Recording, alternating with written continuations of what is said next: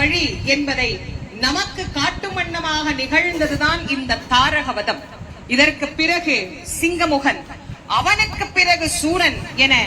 இன்னும் பல ஆயிரக்கணக்கான அசுரர்களை சந்தித்தாலும் என்றைக்கும் முருகப்பெருமான் அமைதியாக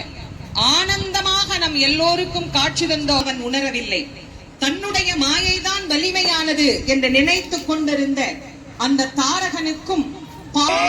சக்திவேல் முருகனுக்கு, செந்தில் நாதனுக்கு, ஜெயந்தி நாதனுக்கு, சுப்பிரமணிய சுவாமிக்கு, திருச்செந்தூர் முருகனுக்கு, தணிகை நாதனுக்கு, பாலசுப்பிரமணியன், திருச்செந்தூர் சுப்பிரமணியனுக்கு, நீர்மலை முருகனுக்கு தாரகனின் மாயை அறிவது போல்